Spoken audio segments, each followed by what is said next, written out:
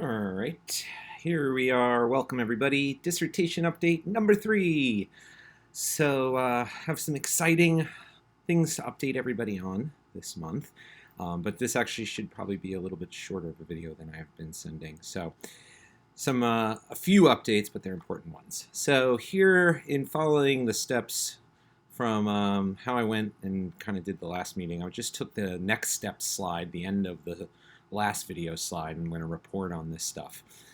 So last time I was working on scheduling my first committee meeting, thinking about and deciding on the theoretical orientation, and prepping for the colloquium, and also working in some vacation. So I can start from the bottom and say that I definitely worked very hard on enjoying enjoying my vacations and maximizing my self-care. So thanks to all who supported me throughout that process. All right, so let's get into the more serious stuff. So my first full committee meeting has been scheduled. Yay! I was trying to rush it last month and thought about it some and realized I didn't have to do that. So what I decided on was I was going to have a goal to do the committee meeting sometime in September once summer's over and vacations are done and people are kind of back into a routine. And then aim for the colloquium in October. So the first full committee meeting has been scheduled with the dissertation committee meeting members. So an invitation has gone out. If you are not one, you will not be participating, just to keep it clear. As you can see the date, and there was a Zoom link emailed to those committee members. So looking forward to that. And then our colloquium has also now have a more firm date. From the tentative date from last month, we are now looking at Friday, October 11th at 11 o'clock, Piscataway. We'll have a room for you at some point. There'll be an announcement that goes out, which I can forward to everyone. And I do have a Zoom link for you, but you won't be able to click on it while watching this video. So I will include it in the body of the email that has the link to this update video.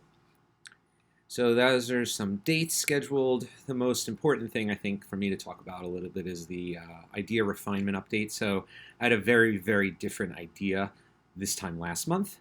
And it's, from what I've been told, a bit of the nature of the beast. And refinement is a lot of fun, but then it can also become a real barrier if you let it go on too long. So I feel pretty good about this idea, and I'm hoping that my refinement process has come to an end.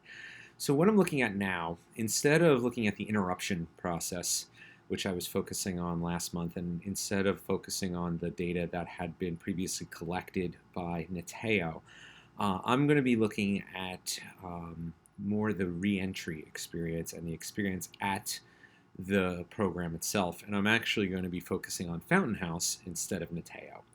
So I'm going to be aiming to interview graduates of the Fountain House College Reentry Program, probably graduates. Maybe there'll be people that attend and stop attending. I don't know. But people that have attended the program, and assuredly some graduates.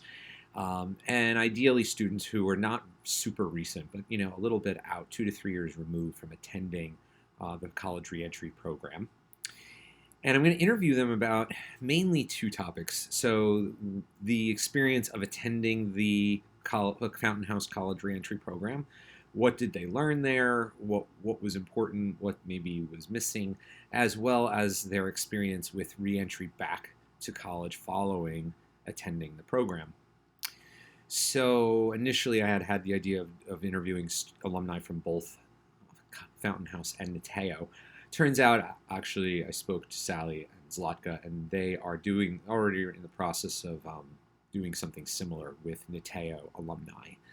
So we're thinking possibly, if it works out, that we will collaboratively write a paper comparing or sort of summarizing our joint results once the dissertation's over. So that's actually a really super exciting prospect. So to summarize, I at this point am looking at not using Nateo students for the dissertation, not using the previously collected Nateo information. Unfortunately, I was a bit disappointed. That was a drawback of this current idea, but hopefully it will see the light of day at some point in the future. And as far as a theoretical orientation, I've really spent most of my time focusing on the refinement, but I really do think, given this change in idea, that human capital theory feels like it fits a little bit better. The idea that it is important when thinking about the development of human capital to, if you have made an investment into college and you've acquired some human capital when it comes to your education at college, but then have to experience an interruption, not returning to school, especially if you would like to otherwise, not returning is a severe blow to the development of human capital. From where I'm thinking about it at this point, lots more to do. So human capital theory supports the idea that it's important to investigate and research these interventions for students who experience an interruption as they get assistance with the reentry process. So that's sort of how I feel like the theoretical orientation flows for me at this point.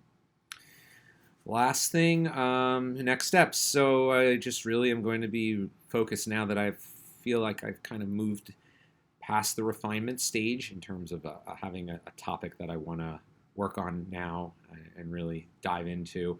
I'll be working on that, prepping for the colloquium and prepping for my committee meeting. I want to have a draft of the colloquium slides to my members to look at for that meeting. I may not have an update video next month. I have a little bit more self-care coming up, and I'm just don't know if I'll have that much to update people on. I probably would have one in October with some maybe preview of the colloquium, but I don't even know. We'll see. We'll play it by ear. If I have something important, I certainly will throw one together. But if anyone has any questions, feel free to reach out. Otherwise, have a great rest of your summer, everybody. Take care.